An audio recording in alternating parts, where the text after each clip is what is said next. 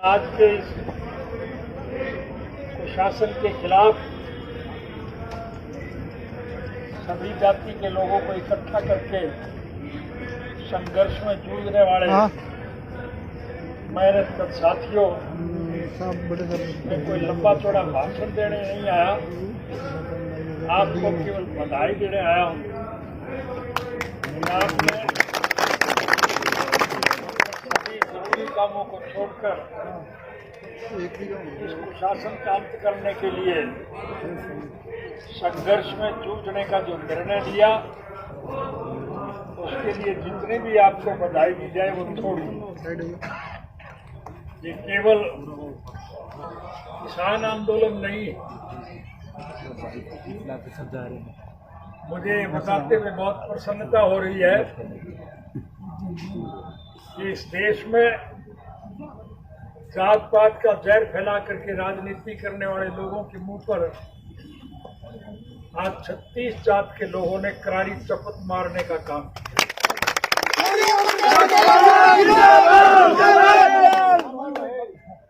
ये केवल किसानों का आंदोलन नहीं, आपके संघर्ष में हर वर्ग के लोग शामिल हैं। हिंदू, सिख, मुसलमान, ईसाई, हरिजन, बैकवर्ड, व्यापारी, कर्मचारी, कारखानेदार, मजदूर, दुकानदार, किसान और कमेरा सभी लोग शामिल हैं, क्योंकि मौजूदा सरकार लुटेरों की सरकार है। उन्हें जनहित से कोई सरोकार नहीं। प्रजातांत्रिक प्रणाली में जनता के द्वारा चुनी गई सरकार की जिम्मेदारी बनती है कि वो लोगों के अधिकारों की रक्षा करे। स्वर्गीय चौधरी देवीलाल जी के स्वप्न साकार करते हुए आम नागरिक की मूलभूत जरूरियात, रोजी रोटी, कपड़ा, मकान, शिक्षा और स्वास्थ्य का प्रबंध सरकार करे। ये सरकार इस जिम्मेदारी को निभाने में बिल्कुल असमर्थ हो चुकी है। हरियाणा के मौजूदा मुख्यमंत्री ने मुख्यमंत्री का पदभार संभालने के बाद सबसे पहली घोषणा ये की थी कि मुख्यमंत्री निवास पर मुख्यमंत्री की खिड़की पे कोई आके दरख्वास्त देगा, उसके काम किए जाएंगे, उसको सुविधा दी जाएगी।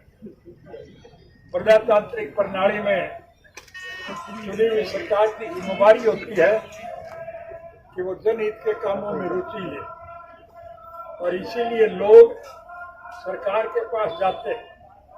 मुझे एक दफा चंडीगढ़ जाने का अवसर मिला। मुझे किसी साथी से मिलने के लिए जाना था। इत्तेफाक से वो सड़क मुख्यमंत्री निवास के आगे से जाती थी। मैंने वहां रोक करके देखा, मुख्यमंत्री की खिड़की खाली पड़ी थी। मैंने लोगों से पूछा तो लोगों ने कहा यह काम किसी के होते नहीं, कोई आता ही नहीं।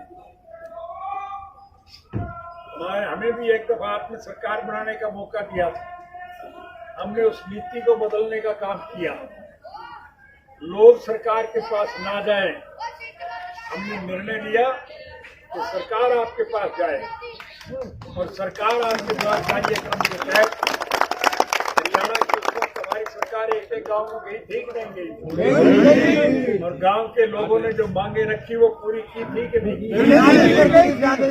बिना मांगे भी तो व्यवहारिक ज्ञान के आधार पर जरूरी थी, वो भी हमने पूरा करने का काम किया। हमारा ये देश सेकुलर देश, 36 जात के लोग इसमें बसते हैं। हमारी परंपरा है कि हिंदू का अगर किसी का देहांत हो जाए तो उसे शमशान घाट में ले जाकर के उसका दाह संस्कार किया जाता है, और अगर मुसलमान की मृत्यु हो जाए तो फिर उसको कब्रिस्तान में ले जाकर के उसे दफनाया जाता है। लेकिन जैसे यहाँ परसों आपके बहुत अच्छी बारिश हुई, सारे रास्ते पानी से भरे पड़े हैं। अगर किसी बुजुर्ग का देहांत हो जाए तो उसको शमशान घाट तक ले जाने में बहुत दिक्कत आती है, और डेड बॉडी को घर में रख नहीं सकते, दाह संस्कार घर में कर नहीं सकते। इसलिए ये दिक्कत लोगों को ना आए, हमने बिना मांगे सारे हरियाणा प्रदेश के दाह संस्कारों के रास्ते पक्के किए, पक्की सड़क बनाई ताकि कोई कठिनाई ना आए। मुसलमान की किसी की मृत्यु हो जाए तो उसे दफनाते हैं और उसके दफना के जाने के बाद जब वो घर चले जाएं पीछे से आवारा कुत्ते उस मिट्टी को खोद के डेड बॉडी को निकाल ले जाते हैं, तो बहुत अपमानित महसूस करते हैं। इसलिए बिना मांगे हमने सभी कब्रिस्तानों की चारदीवारी पक्की कराने का काम किया।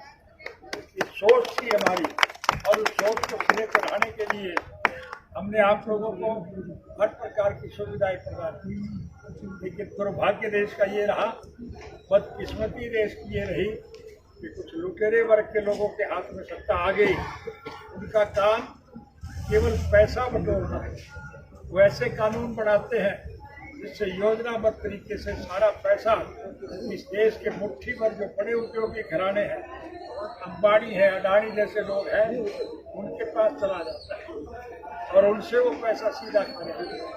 इसलिए आज देश बर्बादी के कगार पे और दुखी लोग सरकार का पतन करना चाहते हैं।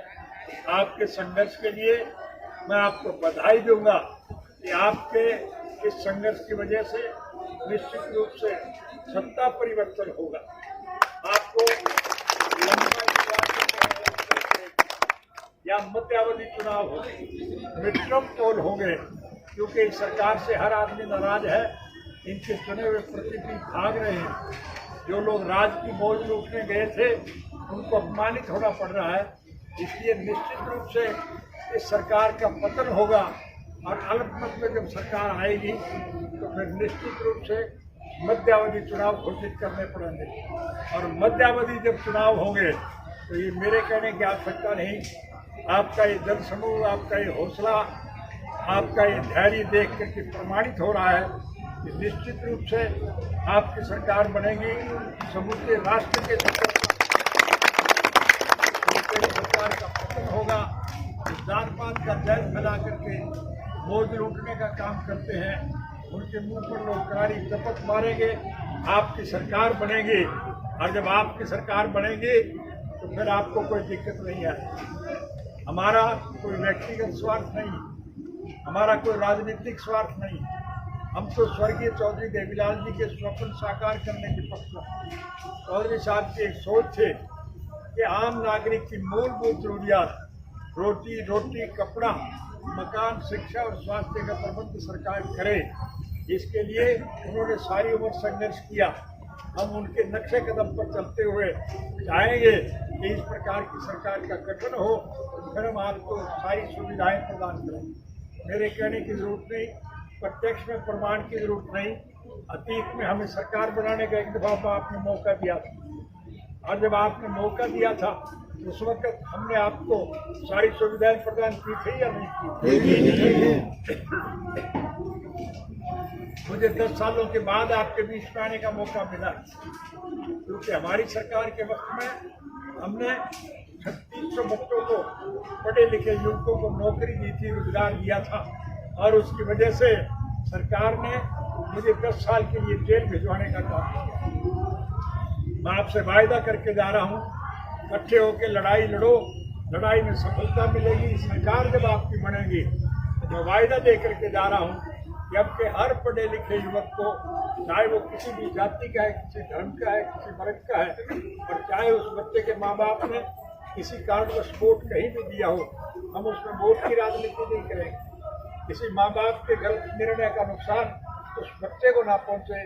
मैं हर पढ़े लिखे युवक को सरकार बनने के बाद नौकरी दूंगा। ये नाम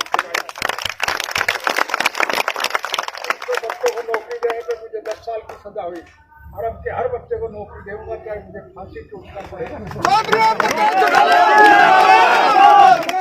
आपसे केवल एक निवेदन करना है कि आप इकट्ठे रहो, मिल करके रहो।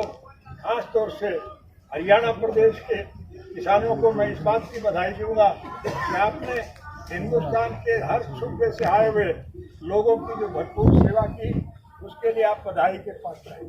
खास तौर से पंजाब के जो किसान हैं वो बहुत ज़्यादा हौसले के साथ इस लड़ाई में शामिल हुए हैं।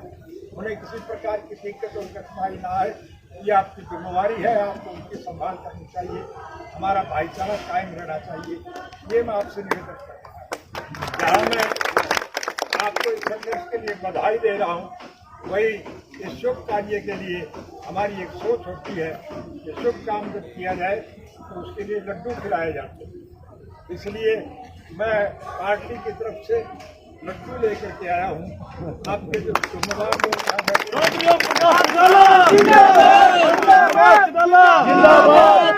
मैं उनको वो लड्डू दे के जाऊँगा और आपसे निवेदन करूँगा कि हर व्यक्ति लड्डू का इस्तेमाल जरूर करें। आप सबका बहुत बहुत धन्यवाद।